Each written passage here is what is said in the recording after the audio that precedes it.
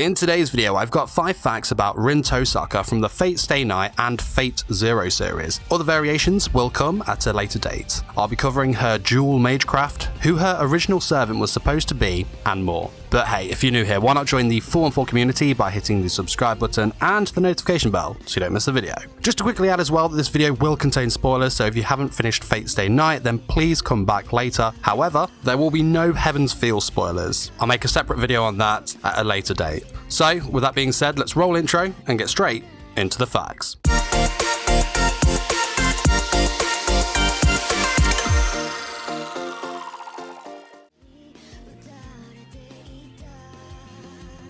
Rin Tohsaka is the main heroine in the Unlimited Blade Works route and one of 3 main girls in the other Fate Stay Night routes. She, of course, is a master during the 5th Grail War, as we all know, is master to Archer. But did you know that Rin was actually originally designed as the villain in these routes? Furthermore, she was originally intended to be the master of Lancer. It wasn't until Takashi Takeuchi convinced Nasu to change the overall setting of the story, so Rin became one of the heroines. But anyway, Rin of course is Japanese and her birthday is on February the 3rd, making her an Aquarius. For her appearance, I'm going to stick with her from like the Fate Stay Night routes, as in Zero, she was really just a child. So Rin stands at 159 centimeters, which is 5'2", and weighs 103.6 pounds. Now, for the most important information.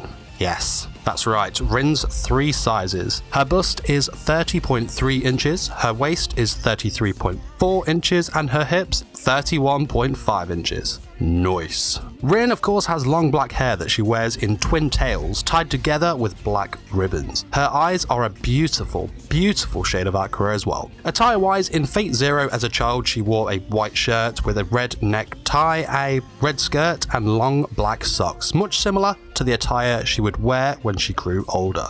In the Fate Stay Night era, she wore that red turtleneck with a black skirt and long black socks that showed just enough of Rin's greatest asset, those thighs. God damn, and don't worry, more on Rin's thighs at a later date. Oi oi. Other than that attire, we'd see her in her school uniform comboed with the long red winter coat, which was a cool look. After the Grail War in London, in her adult years, I say adult years, she was about 19 years old at this point. Young adult, I guess. She wore her hair down, a red shirt with a longer skirt. Her other attire as an adult at this time was a long red jacket, white polo neck jumper, a black miniskirt, and long leather boots. Interesting fact before we move on, did you know that Rin had the most screen time out of any character in Fate Stay Night? Not, of course, not complaining. She's a babe. Rin was born with an extremely rare trait for a mage, and that was that she could manipulate and control all 5 of the great elements, that are fire, earth, water, wind, and ether. Her skill and power was so great that she would one day be ranked as one of the top 100 mages in the history of the Mages Association. As a descendant and successor of the Tohsaka family, this was most likely expected of Rin. Because of her lineage, she excels in what's known as conversion of power. In Rin's case, storage of magical energy within objects. As we saw, Rin would store this magical energy in jewels, which is known as dual magecraft. Because of the bodily restrictions of magical energy that can be released at one time, what Rin does with her dual magecraft is accumulate all of her magical energy into these jewels. So much so that this process became more of a daily routine for her, changing these jewels into single powerful bullets, if you will. When Rin wishes to use one of these jewels, its power is said to match that of an A rank magic spell. I should add that its power isn't the only thing that is great about this ability, but its speed is pretty damn impressive too, which we saw allowed Rin to go head to head with even Caster's magecraft. She even took one of Berserker's lives, which was, pretty insane. Now, the downside to this technique is that once these jewels are used, they inevitably turn to ash. And as you can imagine, these jewels aren't cheap. As mentioned in the Fate side material book, the Tohsakas are actually fated to become affected by a severe lack of funds. Maybe this is the case for this, who knows? Though it will more than likely be a long time till that happens. As we know, Rin inherited everything that belonged to her father, which included the Tohsaka household, equipment and knowledge to use in their workshop, many jewels, but most importantly, possession of the spiritual lands that brought in income or royalties from magical patents that would amount to tens of millions of yen a year. And of course, someone of Rin's talents doesn't solely focus on one type of magic or magecraft for combat. She often used an offensive ability called Gandir, probably pronounced that wrong, leave hate, it's all good. This ability pretty much turned her own hand into a gun. What she would do was focus magical energy into the tip of her finger, which then takes the form of a small black orb and then fired that at her target. These shots were so powerful that one shot could actually pierce through a thick concrete wall. And obviously, because Rin inherited her family's magic crest, she doesn't need to verbally chant anything to initiate this spell. Furthermore, she is capable of firing many shots in a single instant, and at one point we saw her create a wall of these shots and then force them as a barrage on her enemy. Note to self, don't get on Tohsaka's bad side. She of course also used reinforcement sorcery. Not only used, but was extremely skilled at it. What she would use this for was to enhance the strength in her legs, so much so that she could actually run over 100 meters in less than only 7 seconds. Damn. Rin also studied martial arts as a form of self-defense and was taught by none other than Kirei Kotomine. What she would do was combine her martial arts training and reinforcement sorcery on her legs to deal critical blows to her enemies.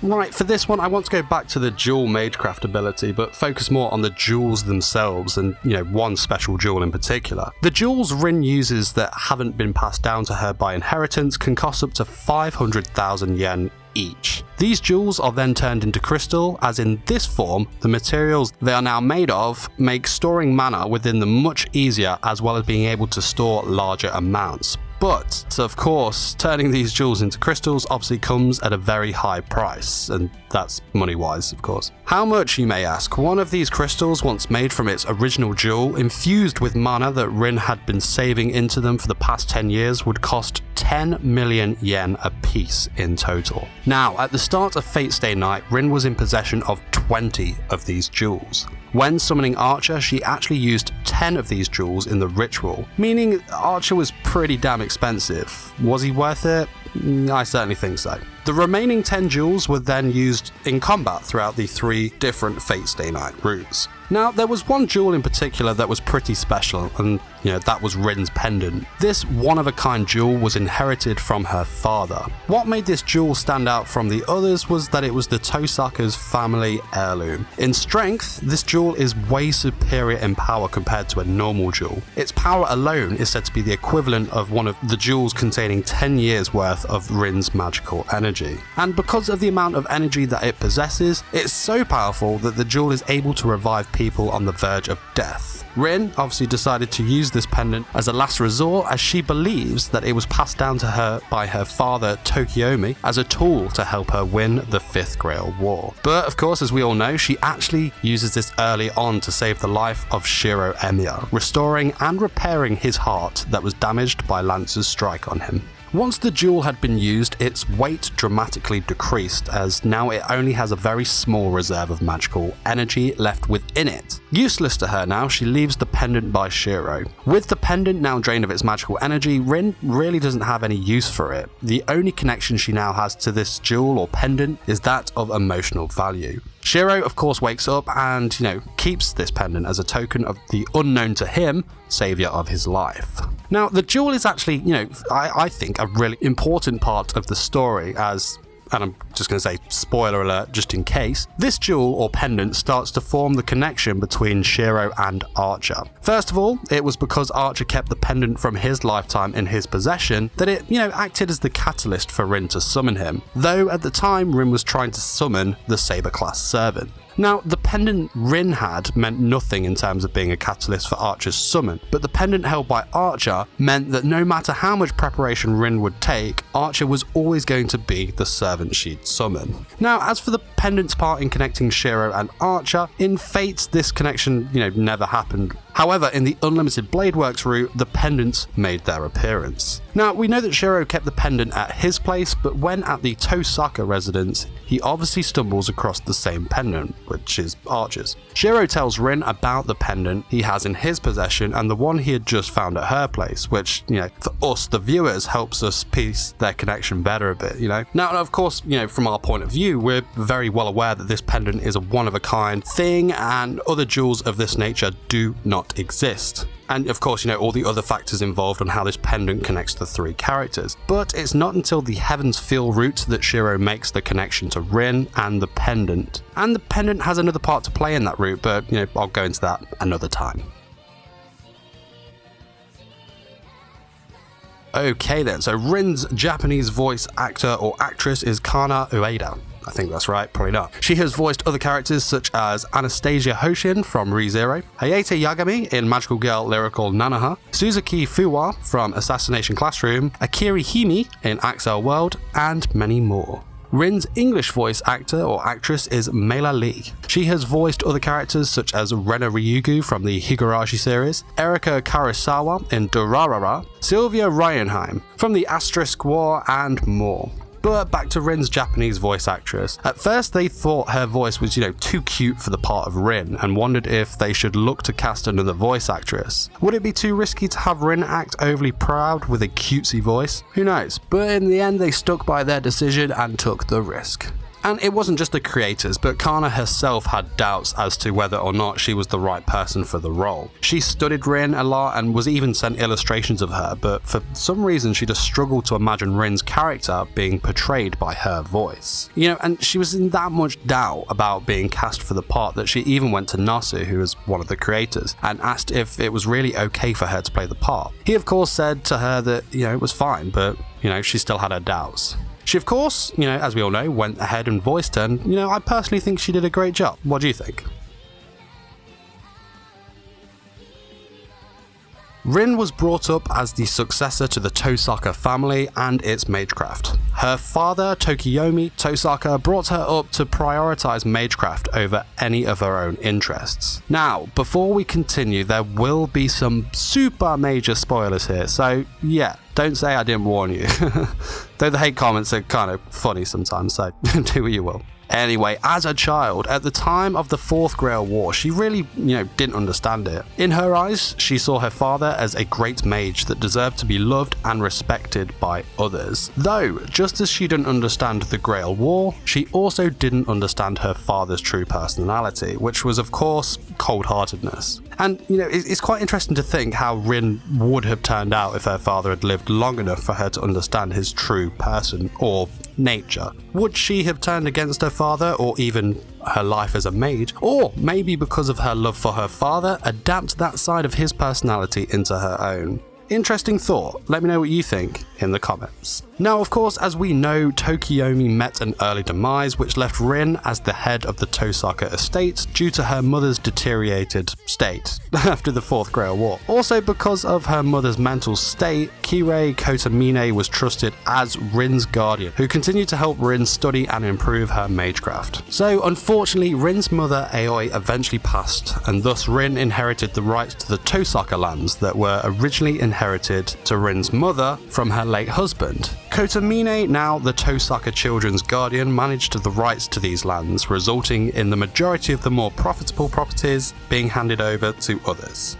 Which leads us to Rin's relationship with Kotomine, and to be honest, this was a strange one. She obviously had a feeling of distrust towards him and always felt as if he was a person that was capable of doing bad things. Though at the same time, as her guardian, Rin had to rely on his guidance and did seem to accept him to some sort. Obviously, when she eventually finds out the truth about her father's death, her hatred for him increases tenfold.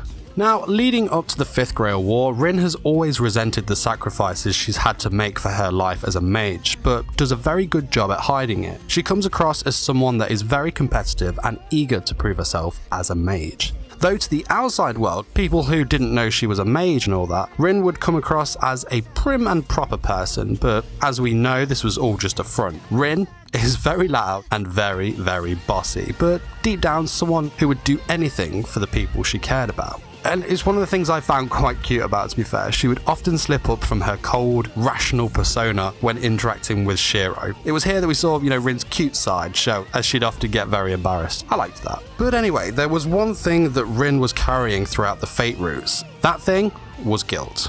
Of course, though Rin had no personal desire for the Grail, she set out to obtain it in honor of the Tohsaka name, her late father, mother, and I guess you could say maybe even for her sister. That's right. After her mother's death, Rin has always felt a guilt that she abandoned her sister Sakura, who was adopted into the Mato household, as they were forced to live apart by Tokiomi. Though she didn't admit it until much later on, she did always keep an eye on her from afar. It's actually because of Sakura's affection for Shiro that Rin made the effort to save his life early on in the series. Now, their relationship prior to their split was a good one. Of course, Sakura still wears that ribbon. Rin had convinced herself that Sakura was living in a much happier life at the Mato household than she was as the Tohsaka family heir. But, as we all know, that was not the case. Sakura was constantly suffering and struggled to keep her own sanity in check. But thanks for watching this my video, 5 facts about Rin Tohsaka from the Fate series. Hope you enjoyed the video, and if you'd like to see more characters from the Fate franchise, let me know in the comments. Of course, there's a lot more to kind of cover with Rin, and obviously there's different kind of variations of her from the different series of Fate, so I will more than likely do another video for Rin, and of course a video probably solely on those thighs. God damn. But anyway, if you enjoyed this video, don't forget to smash the like button, because it really does help my video reach a wider audience. And of course, subscribe for more anime content. Till next time, my fellow weebs,